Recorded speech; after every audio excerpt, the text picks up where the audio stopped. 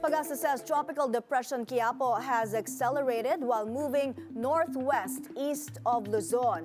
Let's get the latest forecast from our resident meteorologist, Benison Estareja, who joins us via Zoom. Benison, good afternoon. Ano latest sa bagyo?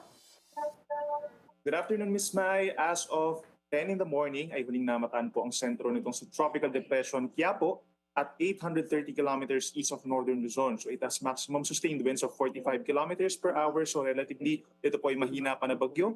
Gustiness up to 55 kilometers per hour and is moving northwestward at 25 kph. So maring bukas po ng tanghali or hapon, ito po ay magkakaroon ng close approach or landfall somewhere dito sa may mainland Cagayan or sa may Batanes group of islands at lalabas po siya ng ating PAR either bukas po or sa Sabado ng madaling araw or umaga.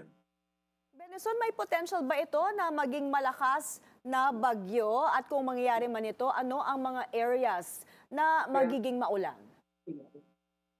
Based po dun sa ating latest track, lalakas pa ito ng bahagya into possibly a tropical storm habang nagko-cross po siya dito sa may extreme northern Luzon.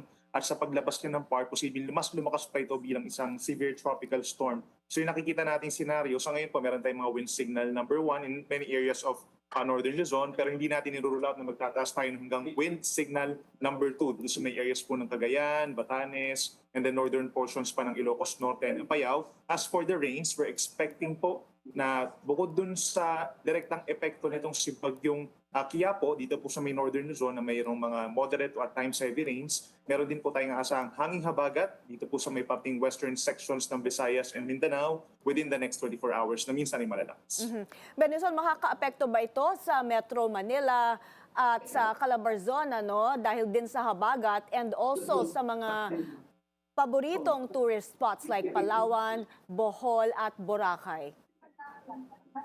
Yes, we're seeing po na kung dito sa Metro Manila at saka sa mga nearby areas in Calabarzon and Central Luzon, mag-start po yung makulimlim na panahon or cloudy skies mamayang hapon at ngayong hapon at maring magpatuloy po yan hanggang bukas and sa early Saturday kung saan meron tayong mga in-expect po na mga light to moderate rains and pinakamalalakas dito sa may areas po ng Zambales, Bataan, and then yung westernmost sections po ng Mindoro and Batangas. Habang yung mga areas po kagaya ng Palawan, itong Boracay, yung Bohol, within 24 hours, we're expecting na meron pa rin po mga pag-ulan. Hindi naman siya tuloy-tuloy, pero ito yung mga generally light to moderate rains.